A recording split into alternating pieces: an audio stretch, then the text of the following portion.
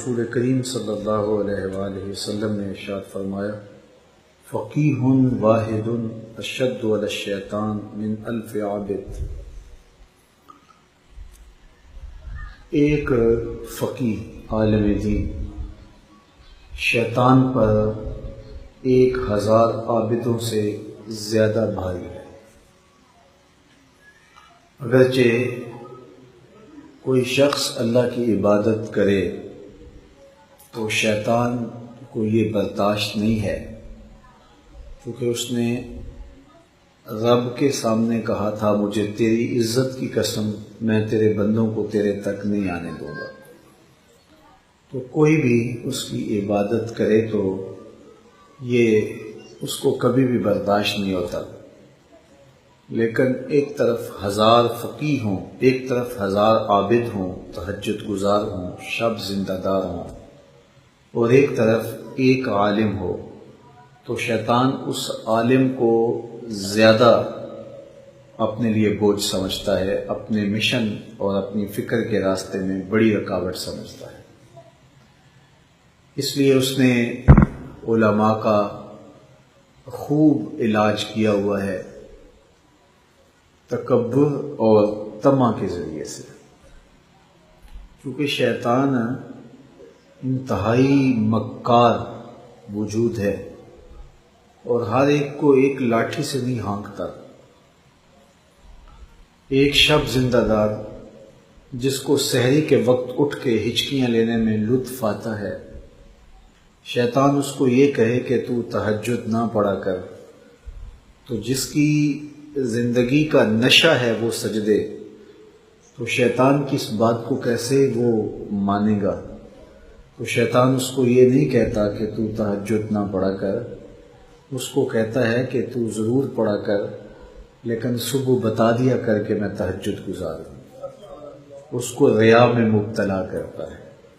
ایک شاعر جس کی طبع میں نرمی ہے، رقاقت ہے، اور وہ شاخ سے پھول بھی ٹوٹے تو بے چین ہو جاتا ہے، شیطان اس کو یہ کبھی نہیں کہتا کہ تو کسی انسان کو قتل کر۔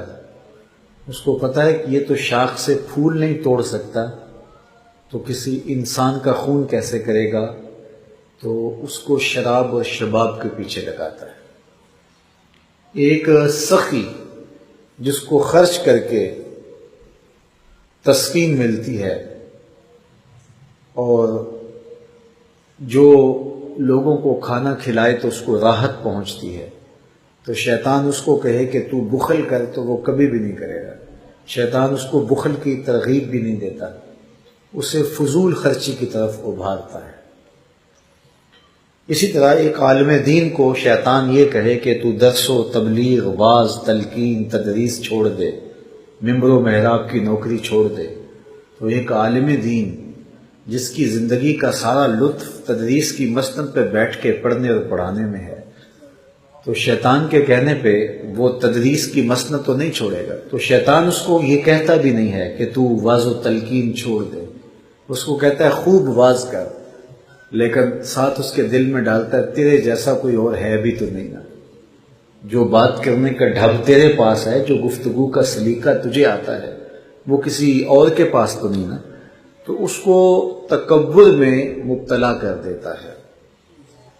تو عالم دین چونکہ ایک مؤثر ذات ہوتی ہے، عالم دین ہو صحیح، اس کا وجود دھرتی کا زیور ہے، اور اس کے وجود کی برکتیں اقطار عالم میں بسنے والوں کو نصیب ہوتی ہے۔ حضور نے اسی لیے ارشاد فرمایا کہ جو عالم دین ہے اس کی زندگی کی دعا کرتے ہیں کائنات کے تمام پرندے، حشرات الارض، حتی الحیتان فی البحر، سمندر میں جو مچھلیاں بھی تیرتی ہیں وہ بھی علماء کی زندگی کی دعا مانگتی ہیں۔ تو عالم ہو صحیح، وہ کائنات کا ایک انوکھا اور خوبصورت باب ہے۔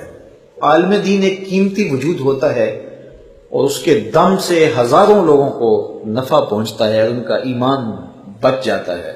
اس لیے شیطان چاہتا یہ ہے کہ علم جو ہے وہ برباد ہو جائے اور علماء جو ہیں یہ زوال پذیر ہو جائے، تو 1000 تہجد گزار عابد ایک طرف ہو تو ایک عالم دین ایک طرف ہو، تو حضور نے ارشاد فرمایا کہ شیطان کو وہ عالم دین زیادہ بھاری لگتا ہے، وہ اس سے زیادہ خوف کھاتا ہے۔